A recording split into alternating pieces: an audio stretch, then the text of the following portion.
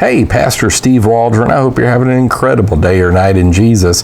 We're looking at problems with Kabbalah and monotheism. We've gone over the last couple morning sessions. You may want to look at it, but you can use this as standalone as well. So Kabbalism claims to be monotheistic, part of Judaism, which claims to be very monotheistic, obviously one of the three pillar religions of monotheism, which gave us Western society of Judaism, Islam, and especially Christianity. And they would say Christianity gave us Western society. The monotheism did. Let's get started. And we're on plato.stanford.edu, the Stanford Dictionary of Philosophy, under monotheism. And we just kind of look through it and discuss it a little bit. So the general problem with Kabbalism and monotheism, of course, was that on its surface at least, the doctrine of the Sephirot, 10 manifestations of the Ein Sof, seems incompatible with God's unity.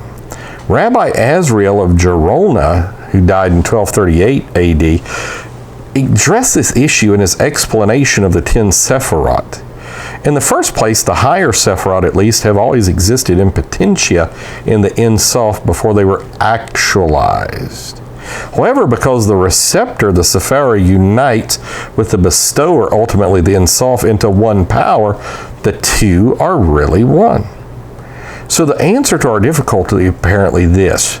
The emanation of the Sephirot is compatible with God's unity because unlike created beings, the Sephirot are contained within the Ein Sof itself in a potential or undifferentiated form, kind of like some people see these 7 spirits of God, which we won't go into that. I've done a video or two on that. And because since their power is the power of the Ein Sof, there is ultimately only one power. Thus, no emanation is radiated forth except to reclaim the unity within the Ein Sof.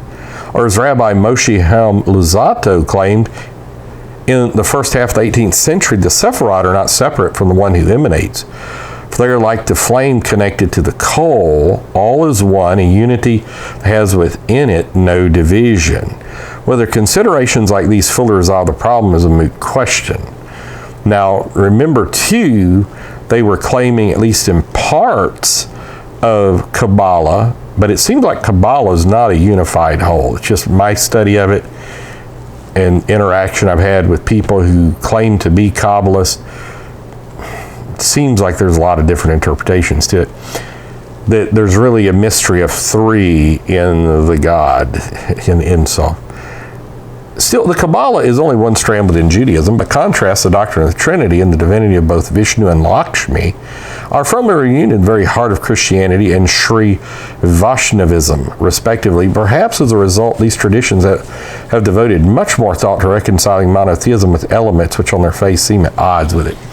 So to conclude Kabbalism, and whether it's monotheistic or not, claims to have like a root with 10 branches, on and so forth, but really all one, and they're not even, the 10 are not considered persons or hypostases within the Ein Sof. They're just Sephiroth.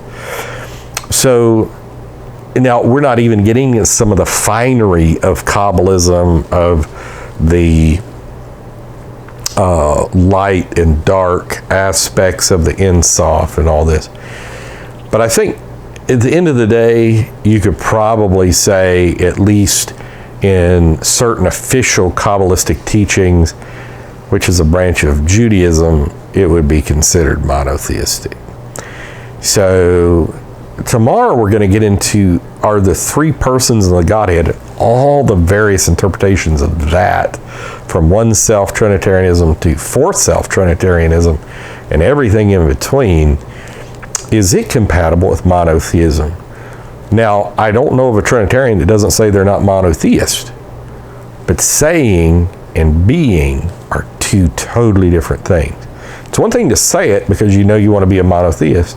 It's another thing, is it actually compatible? So God bless. Talk with you later. Thanks for being here. Check out our other videos. Subscribe. Hit the bell notification. We'll see you. Bye-bye.